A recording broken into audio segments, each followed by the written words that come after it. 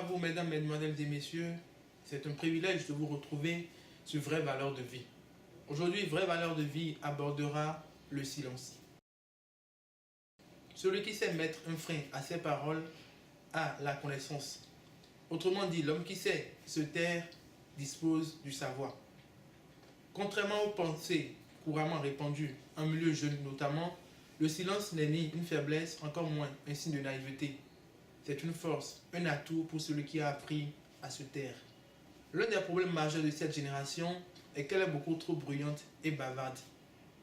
Les jeunes que nous sommes manquons très souvent de discernement quant à quand nous devons parler et quand nous devons nous taire.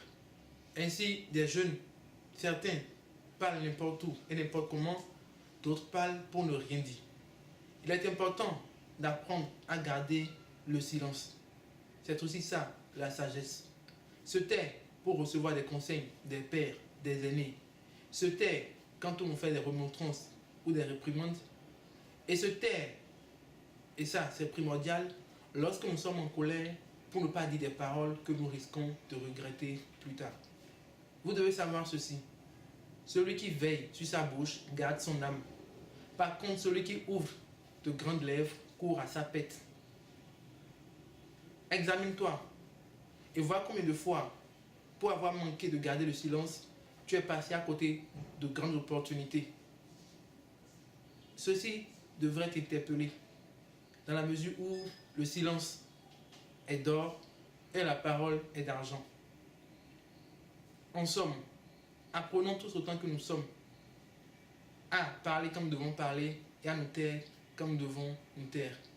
À défaut de puiser assez de force, assez de ressources en nous pour déclarer des paroles positives quand nous vivons des situations pénibles, il est préférable de garder le silence. Et malheureusement, qu'est-ce que nous faisons très souvent?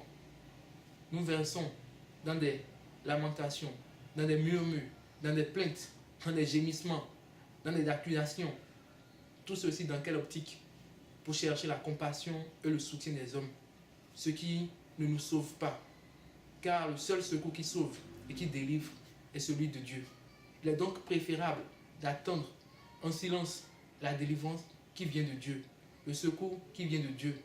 Et ce secours est d'ailleurs le plus sûr, le plus certain et le plus infaillible. Vraie valeur de vie, c'est déjà la fin pour ce numéro. Merci d'avoir été avec nous.